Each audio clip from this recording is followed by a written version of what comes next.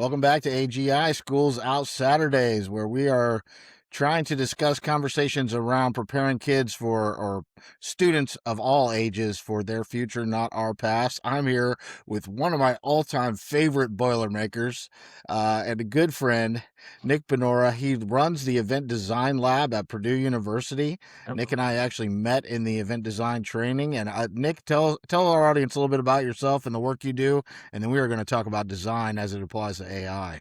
Yeah, absolutely. So, about me, I think the first thing that I like to let people know is that I'm a Christian and my faith is super important to me. And so that'll probably come up at different points in this conversation. So, happy to talk about that anytime as well.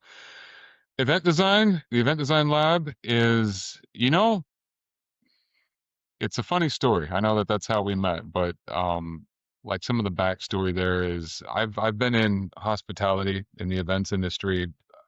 Most of my working career has been in and around events and watching those happen and planning them, coordinating them, selling them, closing them, sort of from beginning to end. I've seen every side of the life cycle of an event, and I've been doing it for a long time. And then suddenly in uh, January of 2020, I stumbled. Actually, no, it was August of 2019.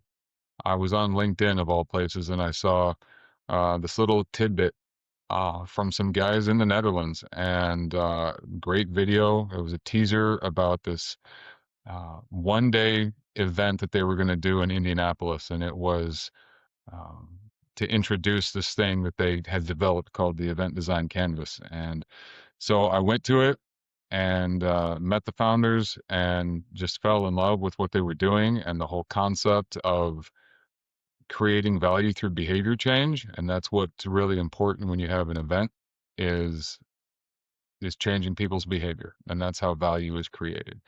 And looking at things through the lens that they had and realizing that a lot of the events that or conferences that I would go to were the exact same, and I've been going to them for a decade, and everything was exactly the same. The playbook was the same. The city might change, the hotel might change, but everything was exactly the same. And thinking about the question that they brought up, which was, where's the value in that? And so that's what really stood out to me as what something that was missing in our industry. And so, um, jumped to January of 2020. I went to San Diego State University. They were doing a 3-day training out there. Went through that, became a certified event designer. And then, of course, everything that happened in 2020 happened. And so we spent a lot of time online with each other, just talking, getting to know one another and watching them develop more about this event design canvas and what they wanted to do and the vision that they had for it. And they opened the very first event design lab at the Postilion Hotel in The Hague. And I was watching the promotional video for that, and as soon as it got done, I sent them a message, was like, "Can we talk? You have like 45 minutes. I wanna shoot something by you." And we got on that call and I said, Purdue needs one of those. You need one in the US and we need one here at Purdue. And this is how I think it ties into the Office of Engagement and what societal impact, the work that the university was doing around societal impact, especially out of the Office of Engagement, and how this could be used to create bidirectional partnerships between the university and the community around us and help people do things other than just, you know, train astronauts or create engineers or all of the things that Purdue is known for, which is great. And it's a wonderful mission and they're doing a lot of really great stuff. Uh, but I was at the time more interested in how can we change the behavior of people around us and to potentially and hopefully just create a better community where the university is, where we all live, work, and play, and then how can that grow at scale and start to affect, broader rings and or spheres of influence, I guess. And they said sure. So we started that journey, and you were part of the very first iteration of what that partnership looked like when we had that cohort come here. Um, and that was what, 2022. Yeah, yeah. I think it was maybe pre GPT launch. Oh yeah, it was. Yeah. Yeah. So GPT launched in November 30th of 2022. I think it was probably right before Chat GPT launched. And I just want to double click on a couple of things. One, the relevance of you talking about event design being about behavior change. And Yeah. most of my audience may not know this, but I spent most of my life in the restaurant industry and in the Okay. front of the house. I even worked for a lot of big catering places. So that whole world, pardon me, was very familiar to me. And yet, when when they brought up in that training that an event should be about changing the behavior of Like, key stakeholders at it, it was like, after right. 20 years of doing Right. this stuff, like, why didn't I ever think about that?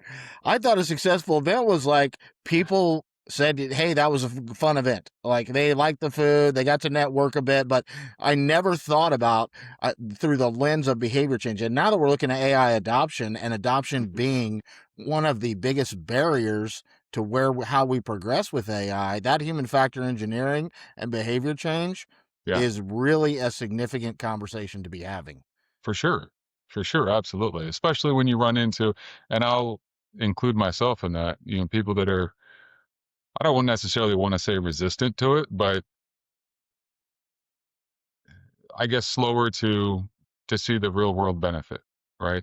Like, how is this Yeah. going to impact my day to day? And does it? And is it something that I need to pay attention to? So, from that perspective, I think, yeah, behavior change is a huge part of adoption and what it looks like, um, just integrating it into our lives, work, social, personal, whatever. I also want to bring up the 7 degrees of separation and the power of networking. So Yep. when you and I met, I was a development director at the Salvation Army Lafayette, their first development director. Yep. I was I somebody told you to reach out to me. You happen to have a couple extra seats at this 3-day training that's usually fairly expensive, and all you asked for, and it was like I had so much on my plate that I could not add another thing, and I had like 72 hours notice to decide if I could take 3 days off. We were heading into kettle season, my first kettle season in the Salvation Army, and something Right. inside me said, "You need to go to this." Right. So I went to the captains that ran that Salvation Army and I said, I really think this is going to be beneficial to us. I got there. I met, to me, you, Sean, Devin, Mhm. Steve, like these are all first name people, right? And we're Right. having a good time. And my daughter at the time is in pharmacy school. So I end up learning that Steve is actually Dr. Stephen Abel, Right.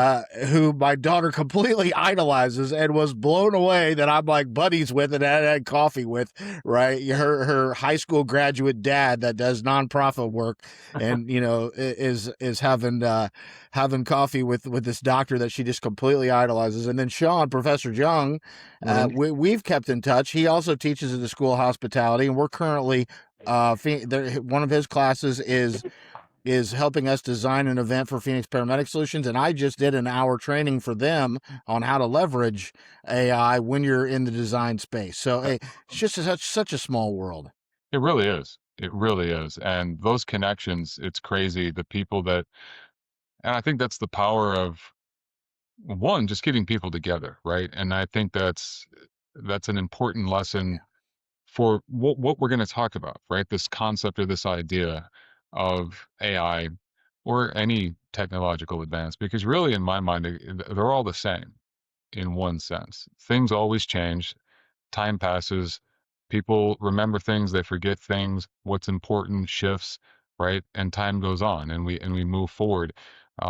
But technology is one of those things that when you look back, you mentioned, uh, like right before we jumped on here talking about, some Gen X stuff, and we can go way back and get nostalgic. But when you look at the progression of technology from our time, right, from there as kids growing up, there's a ton of stuff that flew at us, and every time something happened, everybody thought it was the end of the world, right? But um, you adapt to it, and it becomes a part of just every day, unless it's was it Betamax or Laserdisc, it stays with you and it keeps going.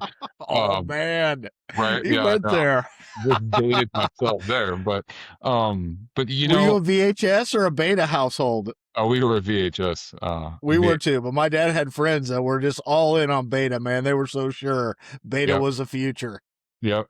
And I had a friend that did the same thing with Laserdisc, and I just shook my head like, you got to be kidding me, man. And he sunk a ton of money into it and had a nice fancy paperweight after a couple of years because that did not take off either.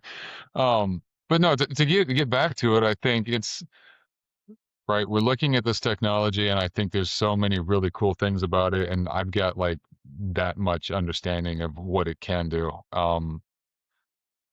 But the human connection, I think, is really important, and the experience that you and I had when we met, and meeting all those other people and those connections that are still there, it's one of those things that, regardless of what the technological advances, nothing is going to, in my mind, replace the need that we have to connect with people face to face and create real relationships with one another. So I'll just throw that out there. No, I would not disagree. I think we can get into some metaphysical conversations here around where we're at with AI and what the future may look like. And there is an MIT study, and I hesitate to quote MIT studies because of the one they put out that said 93% of pilots fail, and they only surveyed like 20 companies when they did that, and it made like such a huge splash, and I was so disappointed in MIT for that. Right. But as I sit on my ivory tower judging MIT, hats off to everybody that's ever come out of there Right. that has made significance. But it did irritate me that they put that out there. But they had a fairly good study recently that I have personally experienced, which is that when you really dive deep into this technology, you tend not to do less work. Like the whole idea was that it would do our work for us or more quickly, and that would free us up to do other things. What Right. I find, and what I think may be a long-term ROI that businesses are not talking about, but also a danger is it really deeply engages you with your work. So people who are somewhat disconnected with what Mhm. they do now have a personal chatbot assistant that meets them where they are and helps them work through all their problems. And what that ends up doing when you talk about that divergent and convergent type of thinking is it creates so much divergent possibilities in thinking that you end up doing a hell of a lot more, and you almost can get stuck in this loop of like, I can't stop working because I'm afraid, like I have so many ideas and I can actually bring them to fruition now. It used to be I have 1,000 ideas a minute, but I have to pick one because I don't have the bandwidth to deal with more than one of them. Now I can deal with 10 of them at a time, Right. and that kind of snowballs at times. Yeah, and I just had like a very micro version of that experience where you sort of dive in even deeper on something that you're trying to do. It's not like giving it to AI necessarily takes it off your plate completely because um so I was just messing around and wanted to create was trying to create a playlist of songs for a very specific geographical location during a very specific period in time based on two different styles of music, right? That sort of overlapped each other at that point. And so I put that in. I was talking to my friend Chat GPT, right? And it was kicking back stuff. I'm like, okay, great. And then, remembering things from that time in life and experiences and threw some other stuff in there. It was great. Um, but about the fourth or fifth iteration into it, I was like, wait a second. And so I stopped and I was like, I had to get real and really think about the information it was giving me back. And I was like, okay, now pinpoint the 10 things that are wrong with this playlist. And then so then it kicks it back. And I was like, great. And this is how you can. And so it went back through. I was like, you know, by doing this and this, it's kind of sanitized. And if you do this, it changes it. And this is more like, and, it's one of those things where to your point, I think you do spend more time on the work because you get in it and now you're able to get some of those answers back much quicker than if you had to go and find it, and scour the internet or different resources to find it. It drops it there, but then it just you get that next level of the work that you're trying to do so much faster. And so it takes you and you're able to dive deeper and dive deeper and dive deeper because it's coming at you so quick. And so I don't really see it as a, I'm gonna date myself again.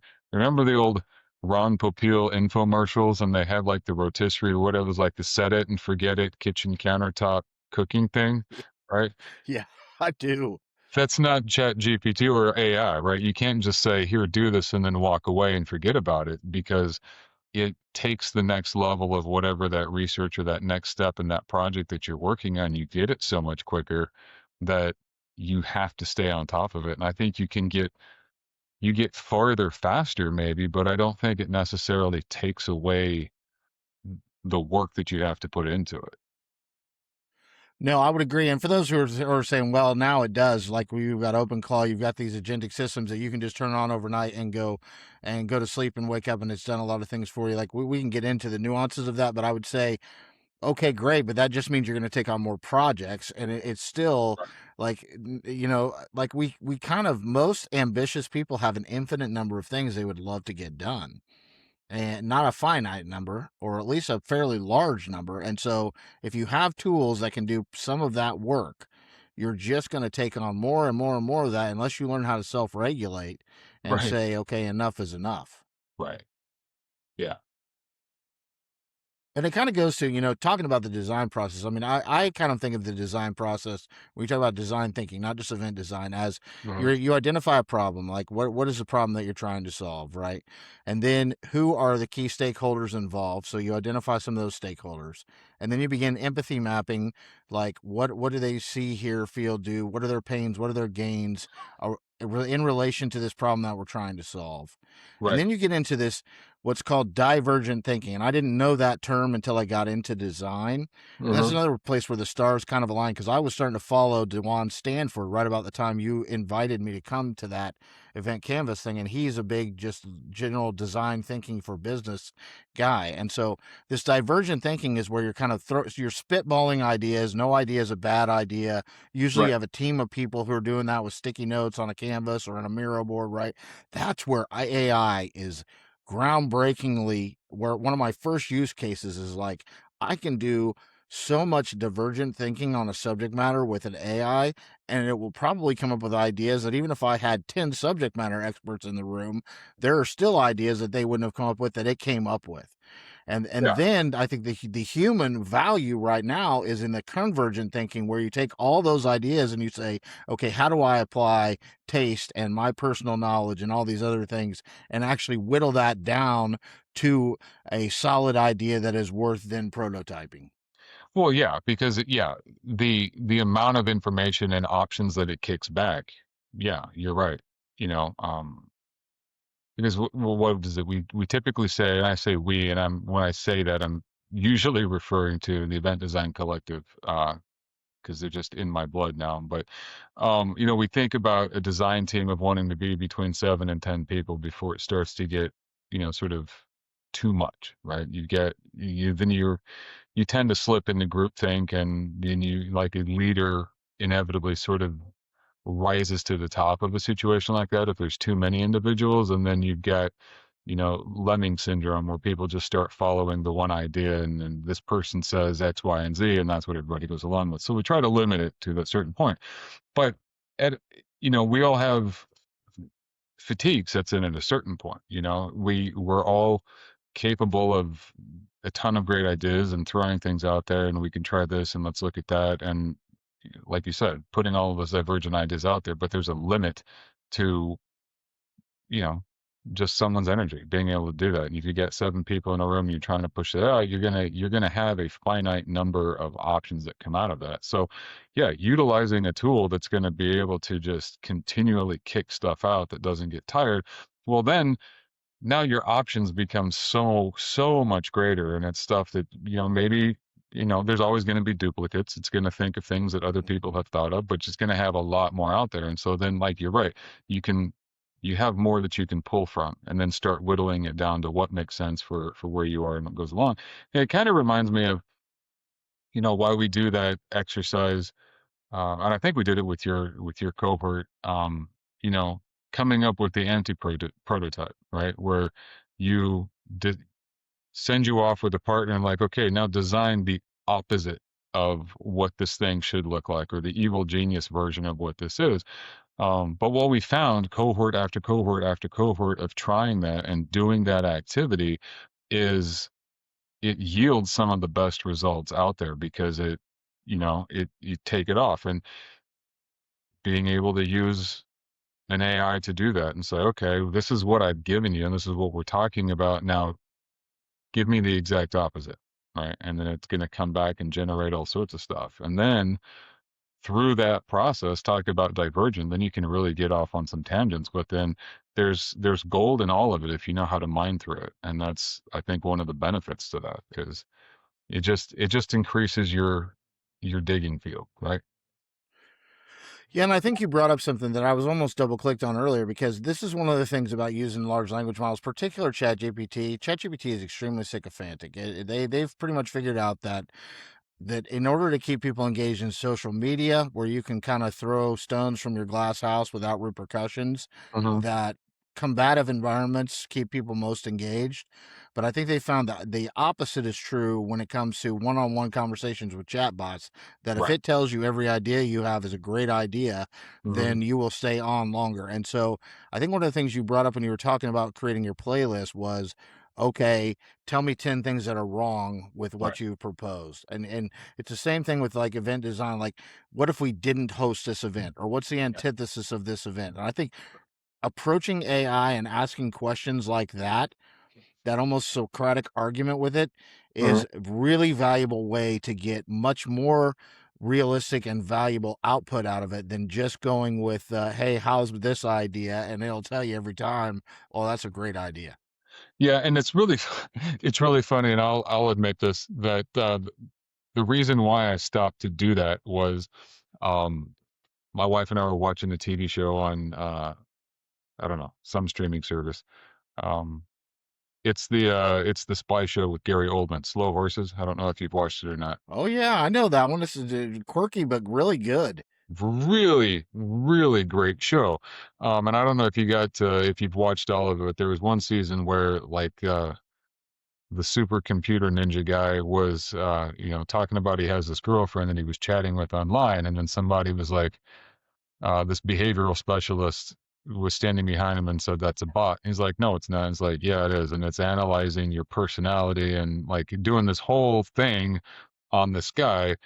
And somewhere in the dialogue it mentioned like it's why all of the responses are agreeing with everything that you say. And so we had seen that episode 2 nights before, something like that. And I'm sitting there, I was like, wait a second. No, this isn't as great as it's probably telling me. And so that's why I was like, let's see what happens.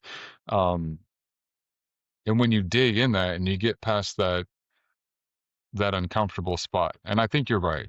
People, there's something about a combative environment in some areas that will draw people and keep it on. But if you're having a one-on-one conversation like that, yeah, you tend to stay engaged if you think that you're going in the right direction. But if you Yeah, can be uncomfortable or be okay in an uncomfortable place and say, all right, tell me why I'm wrong. yeah. Great. Here's what's wrong with what we've put together. All right, nice. Now we can really dig in. And that's where you find um, the syrupy goodness, to quote uh, Rude. He likes to use that one all the time. The syrupy goodness, right? You get down to the core of what it is that you're trying to do with an event, or the thing that's going to change people's behaviors. Like, what is that thing that you're searching for? That syrupy goodness in the middle of your event. But you have to be okay being uncomfortable and pushing past the hard part. And some of that is, when you're talking to like, okay, disagree with me and tell me why I'm wrong Yeah. or show me why I'm wrong.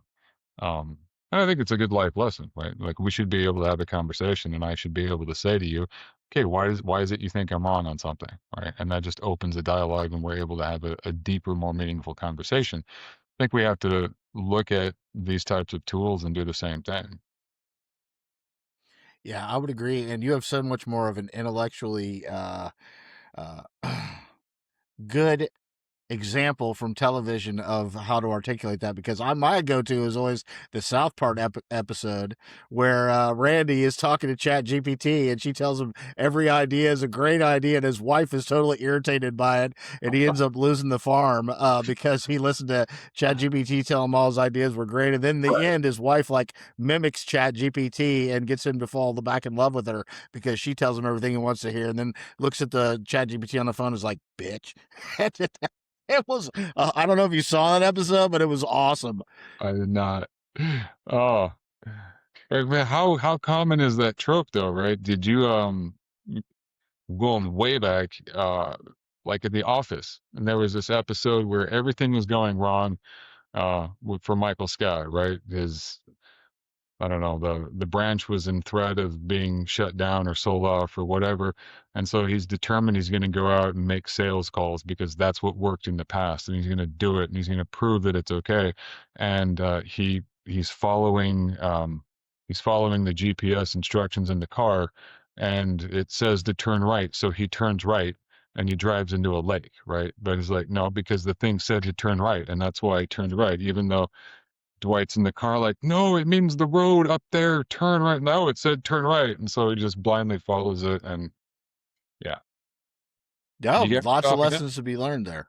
You got to stop and ask. You got to, if it doesn't quite look right, then stop and ask. Yeah, that's where, going back to your MIT studies, one of the ones that I think could be true but could also not be true is this whole idea of, does using AI depreciate critical thinking? Well, if you are turning right every time it tells you to turn right, yes. However, if you're engaged in Socratic argument with it, if you're using, if you're trying to mine it for true good ideas, including the antithesis of your ideas, I think Mhm. it expedites, like, critical thinking becomes extremely important, and it can Yeah, actually be daunting to work with it very heavily.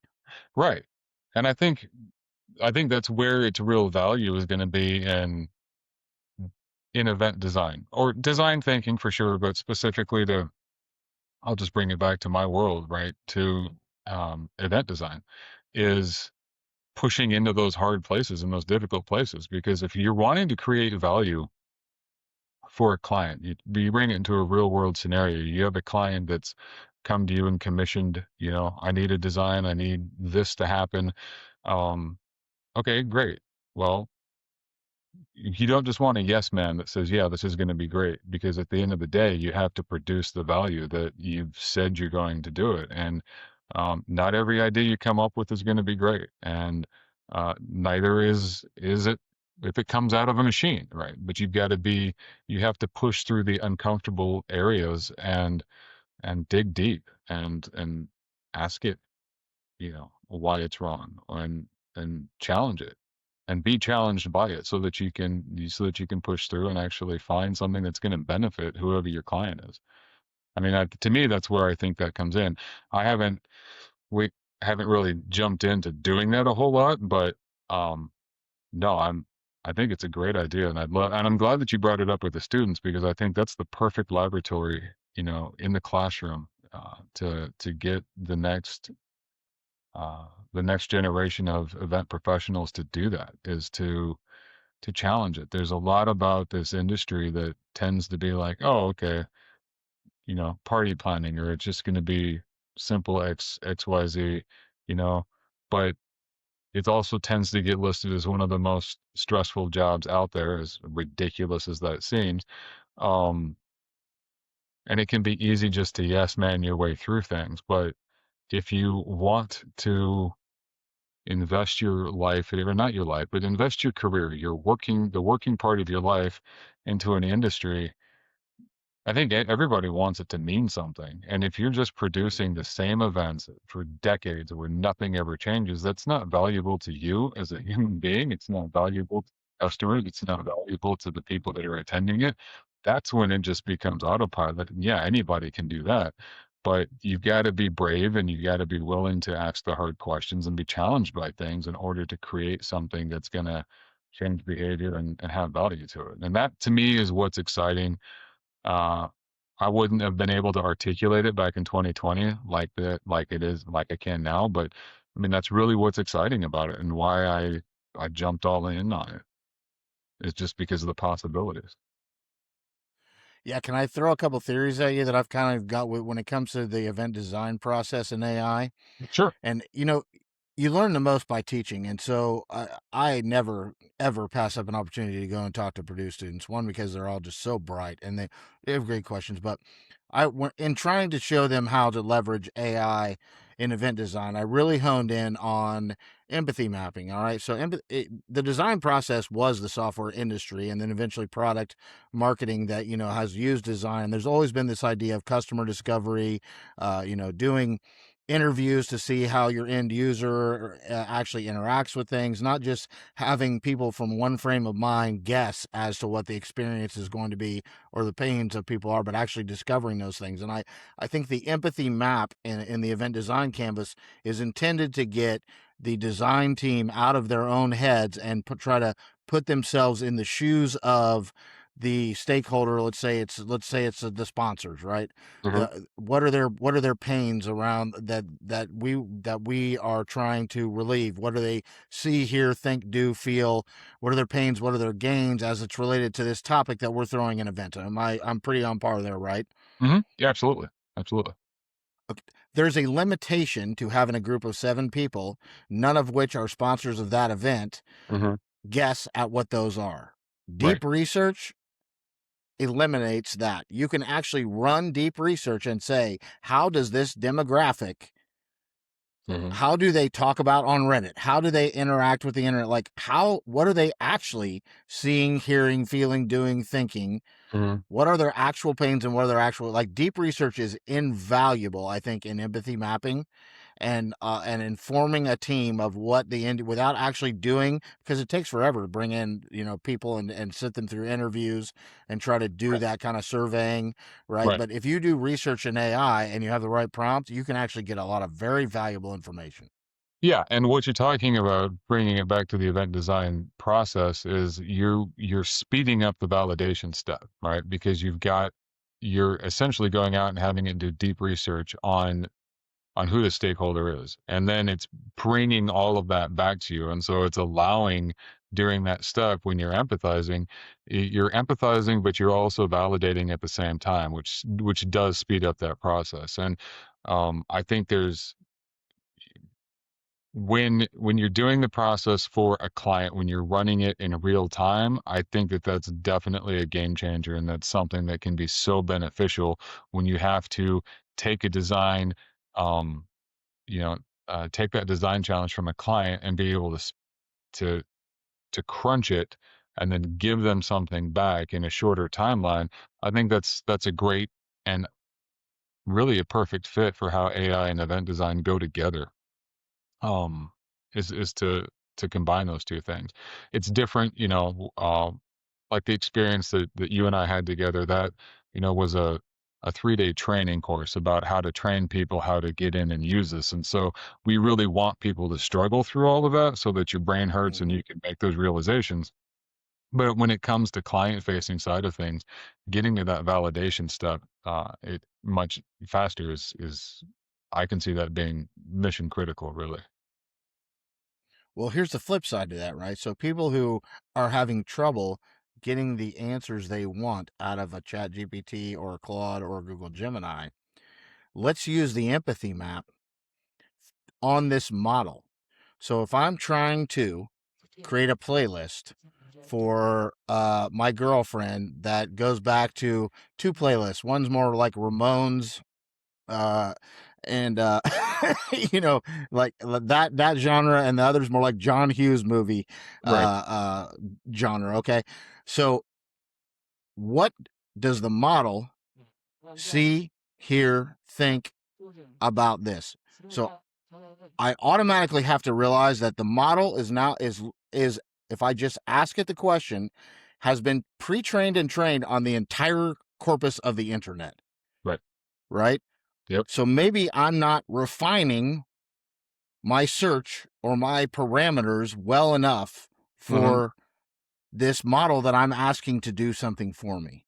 What are Right. its pains? Its pains are that it has to sift through thousands of John Hughes type movies and 80s romance films, as Mhm. well as did I really, by saying Ramones, like what, how do I feel? Do I consider the Ramones uh, um, and I don't know who else to throw in there, but like, who do I put in that category? It doesn't even know when I was born. So if I was born in 1973, I definitely wouldn't consider Nirvana the same genre of music as the Ramones. But if I was born in 1982, I might actually throw those two together. So I'm not giving it the context it needs. Right. Its pains are it has way too wide of a question. Right. So now I can start to think about, okay, if I was actually to empower this thing to do this for me, what information do I need to provide with it to allow it to be maximally useful and successful to me? Right. Well, and to use our friends, other favorite terminologies, you have to be Dutch with it, right? And I think that's part of this learning for all of us is, again, to me it goes back to being okay being in an uncomfortable spot, because you said something at the beginning, like, if I want it to give me the answers I'm looking for, well, right there is a red flag to me, I would say, because you're not asking for it to generate something genuine. And I know people will probably argue, you know is that even possible? But if you're framing it in a way that you want it to give you what you're already looking for, then it's not going to be the authentic answer that you're actually wanting, right? In that scenario that you put together. What you want is, and I think it's you really articulated the experience I went through with that other playlist, right? Like, I went down that road and it was too generic of a prompt. And so it's sifting through, I mean, a lot of it got spot on right away, from the vibe, from the time, the location. Like, I read the first thing it came back with, and it made me laugh out loud, because, like, yep, that is spot on. But if you if you're not willing to dig into it and look at it and go deep, then yeah, what I got back originally was like the glossy version of it. But if what I'm actually looking for, like you said, you want to create this playlist that's a John Hughes movie and the Ramones and what you know from, 73 up to 82, let's say, and what that was like. And maybe it's not every John Hughes movie, right? You've probably got specific ones in your mind that you're thinking about. Okay, great. Well, then that's going to start to remove those pain points from this GP, from this bot that you've got sifting through hundreds and thousands of data points to try to select what you're looking for. And that's where I think the human touch and the willingness to explore and go deep is, you have to keep pushing and not just take what it kicks back right away. Yes, and you brought up something. So to me, what you brought up was the difference between business use case and creative use case. All right, and so when it comes to business use case, I do need to refine fairly well what my expectations are, what success looks like, Uh-huh. what what data I want it to pull from. Right. So if, let's say I'm asking a medical question, it's really good to say, like, make sure that you limit your responses to validated medical journal stuff. Don't just what some dick said on Reddit. Like, that doesn't count because it thinks they're the same, right? It thinks Right. so you giving it those kind of parameters. But the flip side of that, and this is where we go back to deep neural networks before large language models, is, they had AlphaGo, which was Google DeepMind trained this model on watching thousands of hours of experts play the game of Go and Uh-huh. predicting. And the game of Go has infinite number of moves, almost infinite, way, way more than chess. And so when they were able to train this model to beat Lisa Dahl, the Korean champion at the time, at the Uh-huh. game of Go, it was like this huge monumental thing but it made a move at one point in time, move 37, that no human had ever made in the training video, and that everyone thought it lost when it made it, but it ended up being an ingenious move. And even beyond that, there were several more iterations of AlphaGo, and at one point in time, they just decided, let's create Alpha Zero. Let's not have it train on watching humans play this game. Let's just tell it the rules of the game and the objective of the game, and let it figure out on its own how to play the game. Uh-huh. And it was exponentially better than any of the AlphaGo models. Now, I went through that long It history of got all to that learn, because right? What's that? It didn't have to unlearn. Exactly. And you're getting out of its way. And I think that's a point that you were making is if you, especially in the creative process, if you give it too many constraints, you're Hmm. kind of you're kind of limiting what you might get out of it, because you might be surprised if you give it a little bit of liberty to come up with Hmm. things that you wouldn't have thought of, to come Right. up with things that are actually brilliant, that you would not have decided, that you would never have. It's kind of like that antithesis idea, right? When they go out and design the antithesis of an event, they come back with ideas that they wouldn't have ever come back with had they just tried to design the event. Absolutely. Absolutely. Yeah. Yeah. I think, and this is one thing I may have shared this with you before, but I'd love to get your feedback. What I've really learned from prompt engineering, which is basically what we're describing, right? Like, Mhm. how do you define the job that you're trying to give an AI, and how do you tell it where to pull its information from in a somewhat specific, and then kind of show it what success would look like. That I think teaches us a lot about human communication, because how many people have had a boss that says two or three sentences and expects you to read their mind, or wife for that matter, and then you go and do it and you come back and they're like, that is not what I wanted at all, and you're Right. like, oh, Right. well, that's what I thought you wanted. Right. Yeah. Yeah. you okay. I've got to do it again, and I'm sorry to anybody who watches this, but again. So clearly, I spend way too much time watching TV and movies. But what you described is like that episode of Seinfeld when George has a boss. He's working for the Yankees, and he's following his boss around. He'd kind of gotten into some hot water in the past for maybe not really paying attention, and so he's trying to stay on it. And his boss is talking to him about this project, and he walks into the men's room, and George stops at the door like, "It's the men's room. Like, he's going to go to the bathroom." Well, his boss comes back out like 3 minutes later, having continued the conversation in there. Like George had followed him in, and he comes out, and now he's sitting at the diner, or with Jerry, and they're trying to figure out what he's supposed to do from the song lyrics. Like going downtown. Is like, yeah, you're absolutely right. You don't refine it. Yeah. Oh, I love it. But yeah, so clearly I watch too much TV and movies. But no, you're absolutely right. Like, and there's a component of that that I do think can help make us better communicators with one another, right? Because Mhm. if you spend the time to think about what it is you're actually trying to get this thing to do, and you can articulate what the request is and what the parameters are, and from a business case, you limit those parameters. I need it within this box, right? So find everything within this box that I need. Or if it's creative, you loosen it up a little bit. Um, but it's still training, because if we if we focus on that, then it can help us be better communicators to one another, Yes. right? Because I can then clearly, not that I'm not advocating that people learn how to communicate by talking to a machine first and then going out and having a human interaction with anybody, but it's there's crossover. I think there's a lot of crossover here. And if it helps you be more clear about what your expectations are and what it is you're trying to communicate and get across, I think it's only going to only benefit people in their real life interactions with one another. Here's what I Well, really need. Here's what I'm looking for. Here's what I want to convey to you. Fantastic.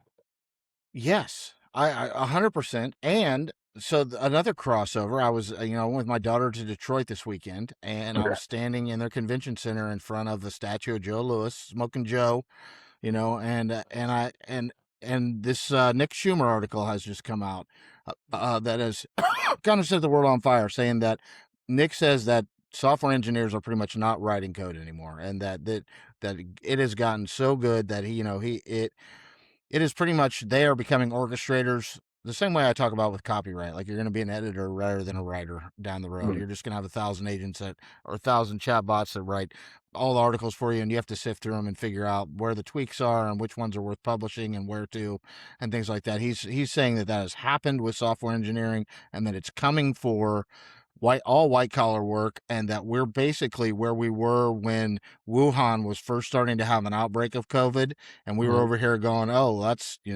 whatever, that doesn't apply." And a week later we were all masked up and locked in our houses, and that the same we're at the same cusp of change with AI. Now, whether or not he's right, Mhm. uh, what I realized is the reason why software engineering was so easily replaced is because it's like boxing. It Okay. has it has hierarchies of what you can do. It's all very well mapped out. The rules are all really well defined, right? Mhm. And so for these models, it's very easy for them to learn what it means to be a software engineer or to design software. There's a PDR, there's an SOP for every single step of the process. There's thousands of them out there. Like, this is how you do it. Whether you do it in this language or that language doesn't matter. This is kind of how you do it. Right. When you look at basic white collar work, you're talking more like MMA fighting. There's 50,000 different styles. Right. Depending on which ring you're in, there's different rules. There's a lot more gray area between what's a legal move and what's an illegal move. Right. And so it taking over all this white collar work is going to take a whole lot longer unless people start intentionally like writing SOPs for damn near every activity they do inside of an organization and organizing their data real well, which I seriously doubt will happen. But I do Right. think that spaces where it will be better utilized and more quickly adopted are things that are really, really well defined. The design process is a place where you know where to plug it in, where you don't want to plug it in, where it's Mhm. useful, where it's not useful, what an outcome looks like what a correct outcome looks like versus an incorrect outcome, and how to measure that. Right. So many white collar jobs are just in people's heads. There's no process like that. Yeah, and I think that's another area where, the doom and gloom can come out and, like, sneak up on you and bite you. But I think, and I admit it's probably an oversimplification, but I tend to look at it the same way, when email came out, because I remember when that was first launching, right? I'm probably, what, one of the Oregon Trail generation, right? I had an analog childhood, and then I adapted. Yahoo! Right, exactly. I had a digital upbringing, or digital adulthood, right? Like, I can still read a paper map, and I'm perfectly fine if I don't have my phone. Like, it doesn't bother me. But when email came out, I remember that was like, oh my gosh, it's going to destroy. People are going to not know how to talk to each other. They're going to destroy communication. We're going to, it's going to eliminate the need for people to even be in a workplace together, right? Because you can just communicate electronically, and it was supposed to completely radicalize everything. Okay, it changed a lot. Everybody uses email on a daily basis, and it's morphed into things like text messaging and all sorts of other forms of communication that have come out of it. But, the only thing that I would potentially, um, the potential only casualty there was like landlines in people's homes, right? That might be the only thing that is probably a direct casualty of electronic communication, like an email coming out. And look how long that took to happen. Pagers. Yeah, geez. As long as we're going 80s, man, you can't forget I those just, came and hold went. on, hold on. Let me clip this up my boat and point it right. Yeah, all of that fun. Um, but like I don't I there's still so much about human beings, right? And how we were created and why we were created and what we are capable of doing that I don't think, because I don't know, I keep seeing there's this article that, uh, for whatever reason, it keeps popping up on the top of my news feeds or leads or whatever. And it's, oh yeah, Elon Musk is saying that, in 10 years, everybody's job is going to be run by AI and money's not going to matter. I'm like, okay, well, what you've described at that point is the movie Wall-E, where everybody's just sitting on a recliner staring at a screen and has no purpose in life. And right, like I don't, that's, I don't think we're ever going to get there.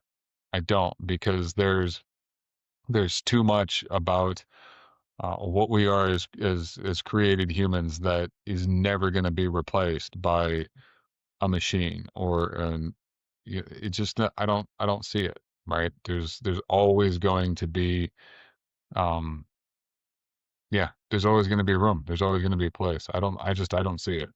I Can I so push back on that a little bit though? As far as the amount of change, like I think if you would have been in the late 1800s and I would have told you that everyone's going to live in cities and only 3% of the United States will be farmers, you would mhm. tell me I was absolutely nuts. You probably would have burned you at And the yet whip. the Industrial Revolution changed everything.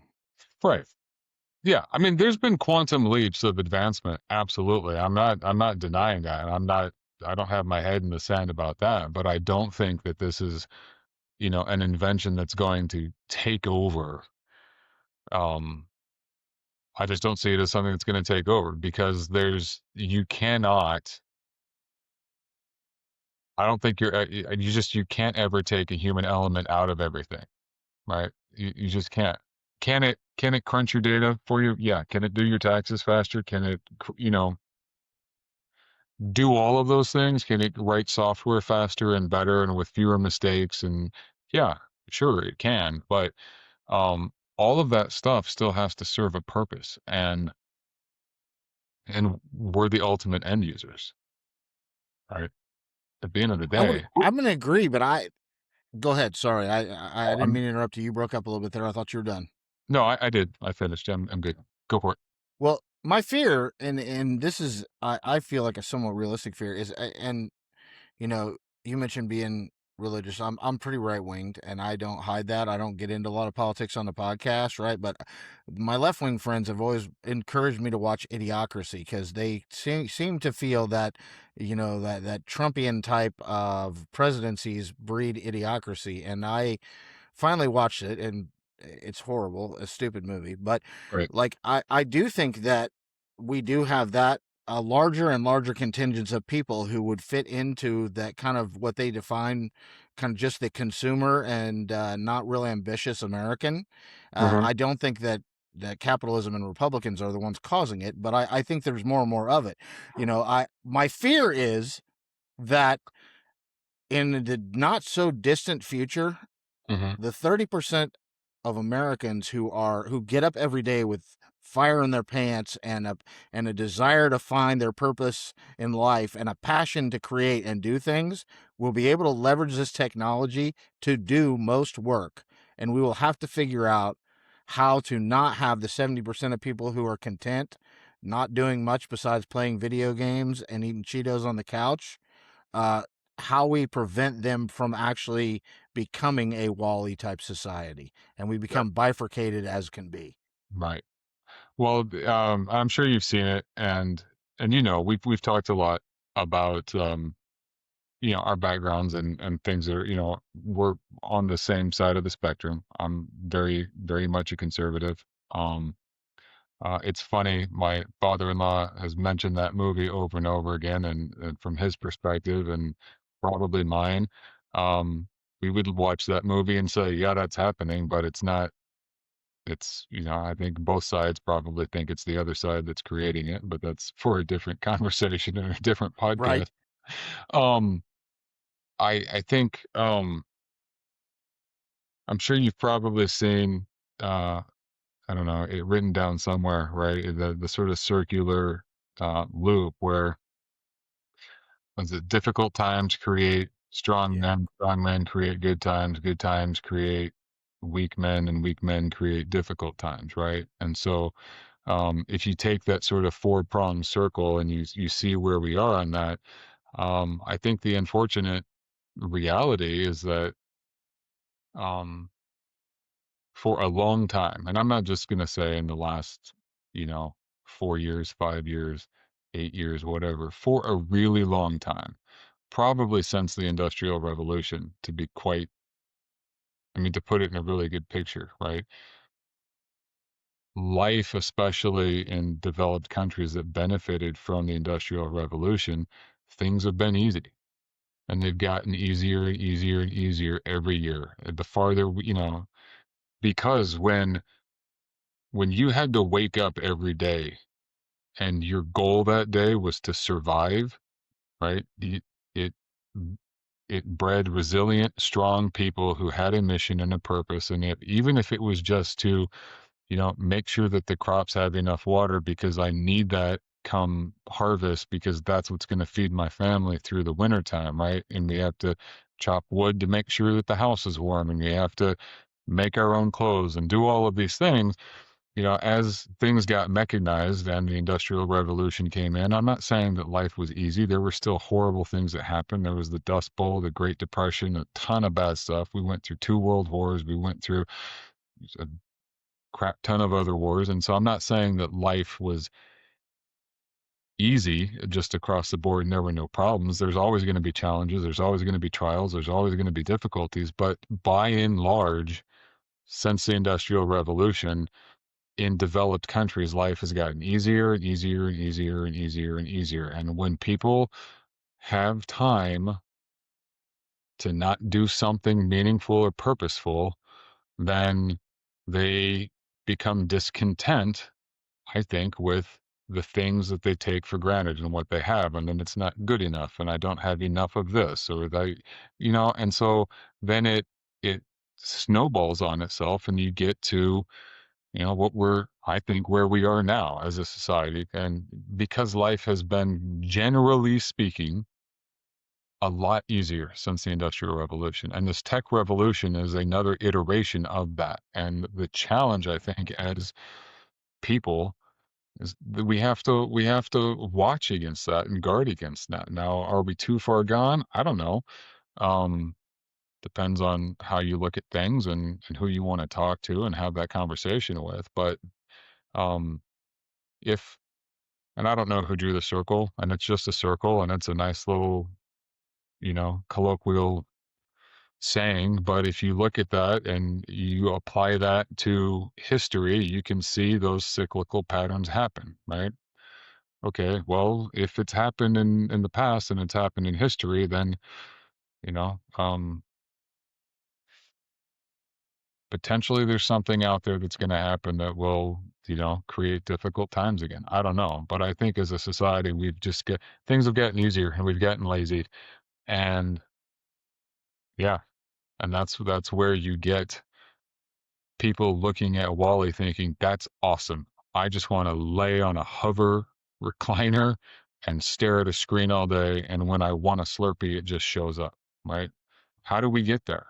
Well, we got there because we haven't had to work for things and we haven't had to struggle through things and we haven't had to, we know what it's like to get up and go out and make our own food. And I'm not saying I can. Right? You drop me off in the wilderness tomorrow, you're going to find me dead in 5 days, right? But so I'm not saying that. I'm just, yeah, I think we've gotten lazy and life has been easy. So I think that is soapbox now.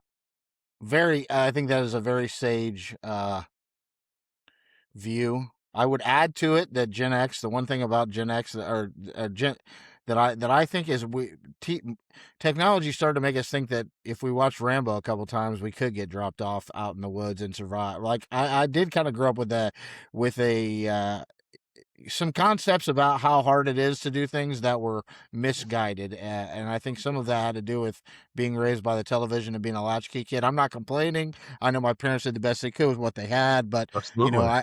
Absolutely. I wonder what Amen. that looks like for the TikTok generation. But I would just like to close because you framed where we are very well. What advice do you give young people at Purdue University who are concerned with where we are in the technology revolution and the future of their careers? Like, what do you tell them? You've got to find your purpose and your meaning in something greater than yourself. And your job and your career is not going to be it because titles don't mean anything. Um, the corner office, the fancy clothes, the stuff that you get, um, it doesn't mean anything. And it's going to attempt to fill a void and a hole that you have, and we all have it. Um, but you can't find your purpose and your meaning in life in your occupation. That doesn't become your identity, and that's not who you are, and that's not who you were made to be. And so that to me is where my faith comes in. I think for young people, more and more, especially as we see what's going on and kind of where we've gotten as a society, you need to. it's Jesus. That's what I think we all need. And that's what we were designed for, and that's what we were created for. And that's my advice, is that's where you need to find your purpose and your value and your worth is in your relationship with him. I like that. I'm never shy about my faith or my politics, and I am an oxymoron, and then I'm a Buddhist Republican, which probably I'm one of the few in the world. But I I love would just all of you, man. I, I would just add to that may look different culturally for you, but that connectivity and that greater purpose is really where it's at. Yeah. And I don't really live my life that way sometimes. I mean, I put a lot into work and but if you're headed into a future that where work is very questionable and what's going to be available, what's not, then finding a higher purpose is definitely something that we as a human race and we as Americans are going to have to uh, uh, we're going to have to strive for. And I would say that the one thing that I really do look back on American history and kind of say that's one of the places we've kind of gone wrong is as the church has seemed to have less and less impact on Mm. society, we have degraded. And you can see that in the Roman Empire, the Ottoman Empire, like when religious institutions fail to have a lot of weight in how people conduct their lives and define their ethics, it is one of the signs of the fall of an empire. So I'm not preaching to anyone that they have to find any specific faith, but I think that the search for faith and higher meaning is going to be very, very important as we go forward. Mm. Yep. Yep. Thank you, Nick. It's always good to talk to you, man. Good talking to you too, man. And let's do it again sometime, and let's get some coffee. Let's do. And I will put all your links in the show notes, including a link to the Purdue Event Design Lab if people want Yeah. to check that out, and your Yep. LinkedIn so they can follow and connect with you. Yeah, and I'll just put in a shameless plug. We're having another training at the end of June, but you can find that especially on the links on LinkedIn, because the guys, the event design canvas team, it's on their website also. But if anybody is interested, you know how to connect them with me. Awesome. All right, man. Whoa, man. Things just get real. Looks like this dude's riffing on 11 Labs. Is this guy using 11 Labs? And I wonder what model he'll work with next week? Yeah, ride that wave.